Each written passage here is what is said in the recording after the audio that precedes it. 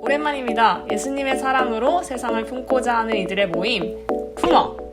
오랜만에 인사드립니다. 새해 복 많이 받으세요.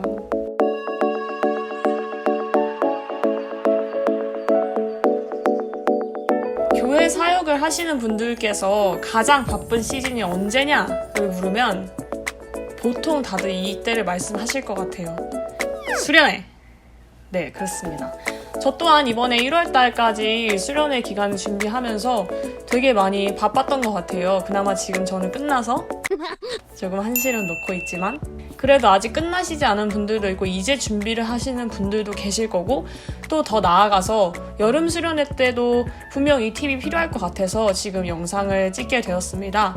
이번 영상은 그래서 수련회 준비하는 꿀팁 3가지 딱 이 3가지만 기억하시면 적어도 너무 혼란스러운 상황에까지는 안 빠지실 것 같아요. 물론 저희가 말씀드리는 게 절대 정답은 아니고 이 또한 하나의 의견이니까 어느 정도를 이렇게 응용하시는 거는 여러분들의 몫이고요. 저희는 그것에 조금이라도 도움을 드리기 위해서 이것을 준비하는 것이기 때문에 한번 보시면서 각자의 상황에 맞춰서 또 질문도 해주시고 적용도 해보시면서 수련회를 준비하셨으면 좋겠습니다. 그래서 이번에는 많은 것들을 나누기보다는 크게 3가지 정도만 나누려고 해요. 제가 생각했을 때 또 우리 구독자분들께서는 대부분 거의 찬양 쪽에 많이 관심을 가지시고 그 부분에 많이 헌신을 하시는 분들이 많은 것 같아서 크게 3가지. 첫 번째, 콘티 짜는 방법. 그리고 2번째, 수련회 콘티를 연습하는 방법. 마지막으로 3번째, 우리가 정말 많이 무너질 수 있고 정말 어려운 부분이 바로 멘탈. 그렇습니다. 네, 멘탈 관리에 대해서도 마지막으로 나누면서 정말 딱 3가지만 짚어서 이걸 딱 기억하시면 수련회 준비하는 데 어느 정도 도움이 되실 거라고 생각을 하기 때문에 이렇게 영상을 준비해 보았습니다. 한번 가보실까요? 네, 먼저 콘티에서는 결국에는 저희가 기억할 거 한 가지는 우리 품어 구독자분들은 다들 아시겠지만 이거 한 가지 뿐인 것 같아요. 콘티에서는 뭐 수련회를 가든 뭐 어디 찬양 집회를 가든 주일 예배를 섬기든 이거 한 가지가 기본이자 마지막인 것 같습니다. 뭘까요? 예, 그렇죠. 늦바빠 느입니다.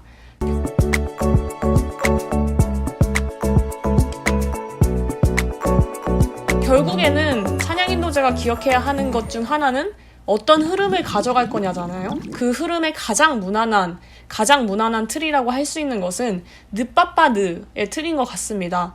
물론 정말 탁월하신 인도자들 또 외국의 인도자들을 보면은 사실 이 틀을 굳이 고집하지는 않아요. 근데 저희가 하고자 하는 것은 저희가 이제 목표로 하는 것은 가장 스탠다드한 것을 먼저 알고 그 위에 변형을 하자는 거니까 저는 가장 기본이 되는 틀을 말씀을 드리는 거고요. 네, 수련회 찬양 하시면은 다들 되게 어렵게들 생각을 많이들 하세요. 저 또한 제가 2년 전에 처음 수련회 찬양 인도를 한다고 했을 때 어떻게 해야 되는지 감이 안 오는 거예요. 이거에 대해서 누구도 알려주는 게 아니니까. 계속 많이 고민을 했던 것 같습니다. 그래서 저희는 이거 하나를 딱 기억하고 갔으면 좋겠어요. 결국에는 수련회 콘티도 늦바빠 느의 연장선이다.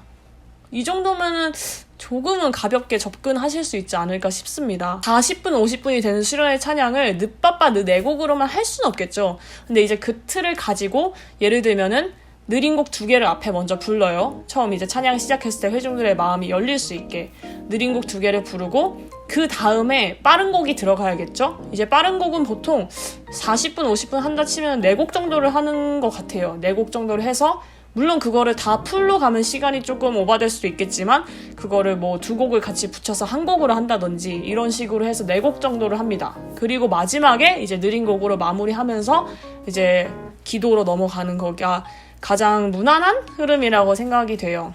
또 다른 방법으로는 앞에 느린 곡 2곡을 하면 너무 처질 수 있으니까 느린 곡을 하고 이제 회중들의 마음을 풀어주기 위한 축복 찬양 같은 걸 해서 가볍게 빠른 곡을 시작하겠다는 느낌을 주기도 합니다. 역시나 그 뒤에는 빠른 곡이 따라오겠죠? 그리고 나서 또 느린 곡으로 마무리하는 어쨌든 우리는 늦바빠 느의 형태를 가지고 그 콘티를 준비하면 된다는 거예요. 이러면 조금은 가볍지 않으실까요? 네. 늦바빠 느의 형태를 가지고 그거를 이제 변형을 시키는 거겠죠? 근데 제가 여기서 꼭 말씀을 드리고 싶은 거는 사실 수련회 때야말로 정말 은혜가 폭발할 수 있는 그런 기회거든요. 물론 은혜는 하나님께서 부어주시는 거지만 찬양 인도자라면 그 정도의 판을 깔아주는 그런 몫을 한번 고민을 해봐야 되지 않을까 싶기는 해요. 예를 들면은 빠른 곡이 너무 빠른 곡이 없고 다 미디엄 템포로 간다, 16비트로만 간다 이러면은 사실 아무리 빠른 곡 4곡을 한다 해도 분위기가 되게 처질 수 있어요. 예를 들면은 주 이름 찬양 아무튼 그래서 제가 말씀을 드리고 싶은 거는 그 빠른 곡의 배치가 되게 중요한 것 같아요.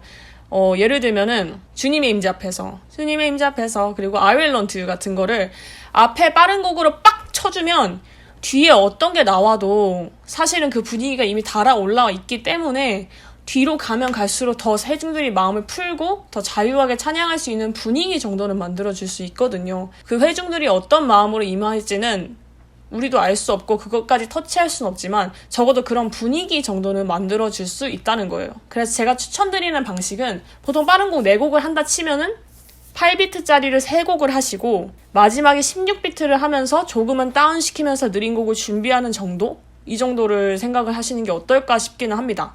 이게 또 중요한 게 사실 결정적인 은혜를 한 방에 노리는 것은 마지막 곡에서 이제 하나님의 임재를 경험하면서 우리가 그 임재 가운데 들어가는 것이 목적이잖아요. 근데 그러려면은 깊이라는 것은 결국 다이나믹에서 생기는 거고, 이 다이나믹이란 느린 곡과 빠른 곡의 차이, 어떤 템포의 차이, 그리고 어떤 깊이의 차이에서 만들어진다고 저는 생각을 하거든요.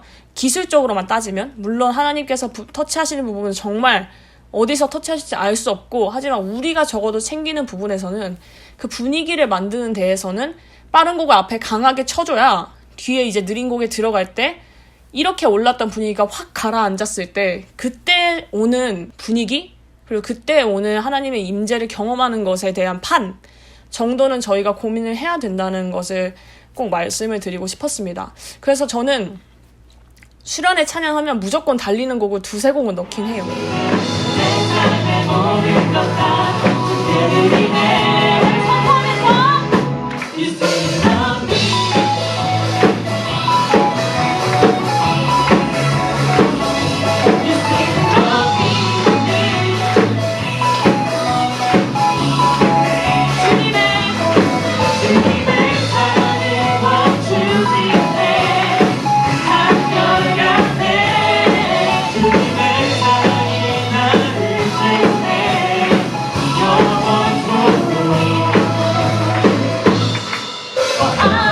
워십곡 거의 필수적으로 하루씩은 넣고요.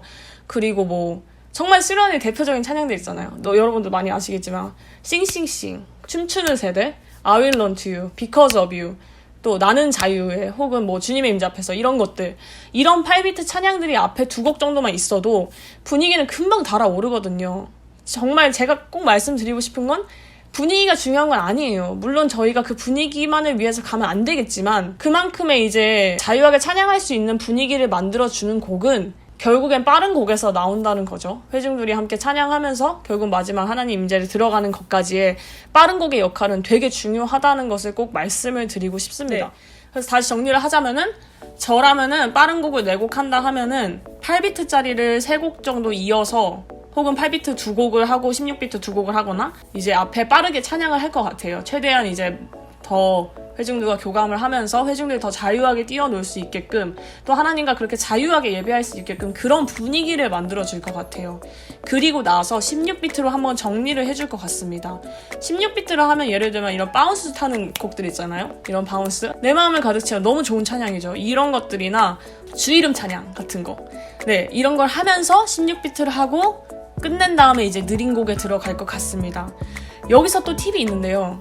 예, 16비트를 하고 느린 곡에 들어갈 때 사실 빠른 찬양하고 느린 곡에 들어가는 데에 대한 부담이 인도자들이 생각보다 큰 것 같아요. 저 또한 그랬고요. 그래서 이때 멘트를 해야 되나 말아야 되나 이걸 정말 많이 고민을 하고 되게 뻘쭘하거든요. 그래서 여기에서 딱 2가지 정도만 기억을 하셨으면 좋겠습니다. 첫 번째 팁은 많이들 하시겠지만 빠른 곡을 느리게 반복하면서 그 가사를 깊게 묵상하면서 느린 곡에 들어가면 되게 그 분위기가 깨지지 않고 잘 들어갈 수 있는 것 같아요. 예를 들면 내 마음을 가득 채운 같은 경우 정말 명곡이라고 할 수 있는 게 몇 번을 불러도 은혜가 돼요. 그 찬양은. 그리고 느리게 불러도 은혜가 되고 빠르게 불러도 은혜가 되고, 그래서 저는 16비트 마지막 곡 느린 곡 바로 전에 쓴다 하면 꼭 쓰거든요, 그 곡을. 그래서 그거를 또 추천을 드리고 싶고,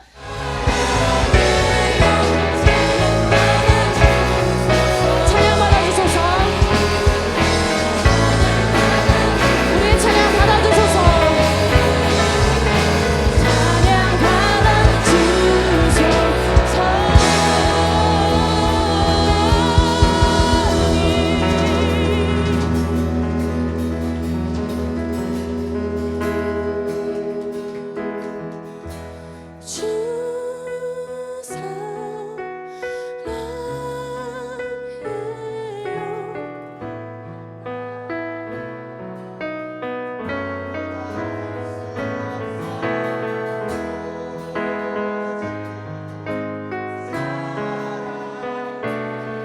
이 시간 우리의 마음 가운데 손을 얹고 함께 고백하겠습니다.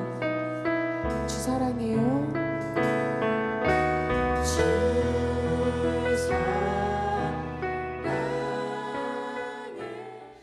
혹은 그렇지 않다 하면은 빠른 곡을 끝내고 바로 느린 곡에 들어가잖아요. 이때야말로 하나님의 임재를 경험할 수 있고 그 하나님의 임재를 온전히 누릴 수 있는 시간이기 때문에 인도자가 어떤 큰 멘트를 할 필요가 전혀 없다고 생각을 해요. 그래서 인도자분들께서는 그런 거에 대한 부담을 버리시고 차라리 그 시간에 반응을 하시면서 하나님 제가 이렇게 주님 앞에 예배드리고 싶습니다. 이렇게 반응을 하시면서 또 회중들이 그 반응을 보고 따라올 수 있게끔 그 정도만 생각을 해주셔도 괜찮을 것 같아요. 그리고 또 중요한 거는 반주자분께서 여기서 코드 하나만 누르시더라도 이렇게 아무 감정 없이 누르는 것과 정말 그 반주자조차도 예배를 드리는 그 마음으로 이 순간만큼은 딱 준비해서 코드를 누르는 것은 사실 그 분위기나 그런 예배의 흐름에 결정적인 영향을 한다고 저는 보거든요.